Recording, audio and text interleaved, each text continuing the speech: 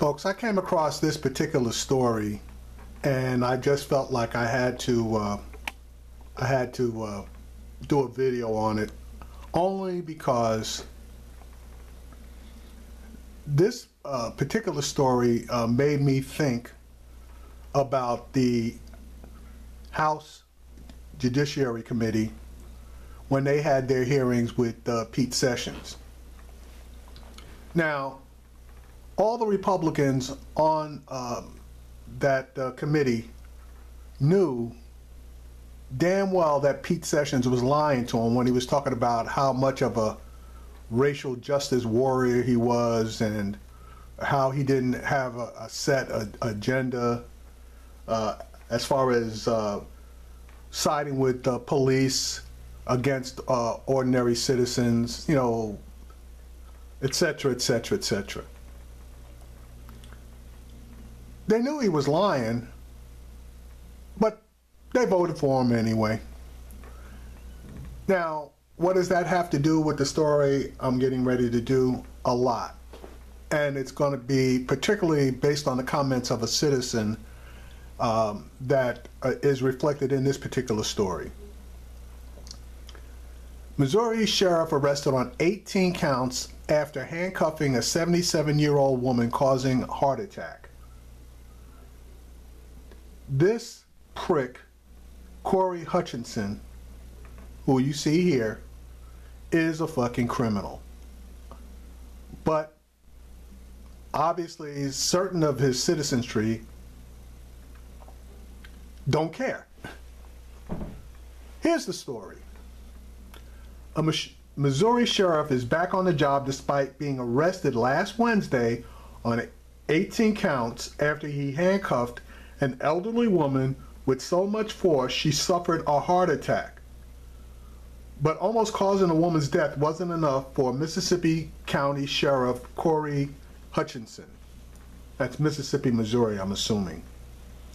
After 77-year-old Bonnie Woods was taken to the hospital, where it was determined she suffered a heart attack, Sheriff Hutcheson filed a sworn affidavit with the county prosecutor seeking kidnapping assault charges against Woods, but multiple witnesses said that never took place. So much for sworn affidavits. Now Hutcheson, 34, is facing up to 34 years for the assault and false report, as well as several additional charges from an unrelated matter dating back to 2014 when he was a deputy. Now, this is 3 years later. The recent charges stem from an incident on March 24th when Hutcheson went to pick up a paycheck for his sister-in-law, Casey Hall, at Joyce's beauty shop in Mississippi County. Woods, who works at the salon, refused to hand over the paycheck to Hutcheson until the sheriff's sister-in-law returned the property she allegedly stole. Okay, that's fair. That was when Hutcheson threatened her with arrest, handcuffing her and yanking her arm, leaving her arm with bruises and broken skin, which caused her to bleed. After grabbing the check, Hutcheson removed the handcuffs and walked out, depositing the $428 check into his sister-in-law's account at a bank down the street. Well, how could he do that unless he had signing authority on the damn check? Later that day, after Woods was taken to the hospital with chest pains, Hutcheson filed a false report saying the 77-year-old Woods kidnapped his sister-in-law and assaulted her. Yeah, okay. He was arrested on April 5th by the FBI and the Missouri Highway Patrol, spending a short time in jail before he was released on a $75,000 bond, returning to his position as sheriff, which he has held since January after he was elected in November. And he will remain as a sheriff even though he faces additional charges not related to the check cashing incident, including forgery, tampering with computer data, notary misconduct, as well as filing a false report of kidnapping against the 77-year-old woman he's accused of brutalizing. Highway Patrol officials also alleged Sheriff Hutcheson was illegally tracking the cell phones of several members of the Highway Patrol, a former Mississippi County Sheriff, and Circuit Judge David Dolan dating back to 2014 when he was a deputy.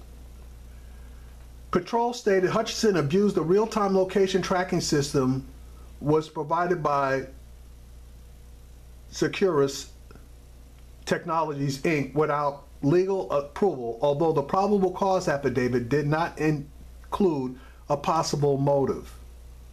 Despite all his legal troubles, Mississippi County resident Paul Toombs says he'd vote for him again. See, now this is just an example of a brain-dead, stupid-ass person who don't give a damn about justice just as long as whoever he's supporting does one or two things that he likes. Mr. Toombs is quoted as saying, "I don't really know much about the charges, only except for hearsay. That's just hearsay to me, but I do know all the drug busts he's been doing, and he's been doing a fine job of it," he told local news outlet WPSD. Will my opinion of him change? Not really, because I know he did his job. Just a day after his arrest, the Mississippi County Sheriff's Office posted to their Facebook page claiming the 18 charges against the sheriff are demonstrably false, stating they'd be resolved through the legal process. Meanwhile, Sheriff Hutcheson intends on remaining as sheriff. Look, folks, the FBI normally does not come in and snatch people up unless they pretty much know they got the goods, okay?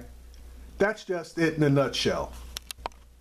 And for these brain-dead yahoos out there that have facts put in front of their face, but they don't give a damn, that just reminds me of the people that basically voted for Trump when he told them basically that he was going to screw them on health care, okay? That he was going to go build a wall and Mexico was going to pay for it, which that we all know is a lie, and all the other crap that he's done. Now, the only decent part about this whole situation is Mississippi County Coroner Terry Parker briefly took over sheriff duties while Hutcheson was jailed. Hutcheson will remain sheriff unless the Missouri Attorney General's office successfully petitions to remove him. It's not clear if that process is underway, but if the victim filed a restraining order against Hutcheson, he'd be forced to hand over his firearms, which might hinder his ability to do his job as sheriff.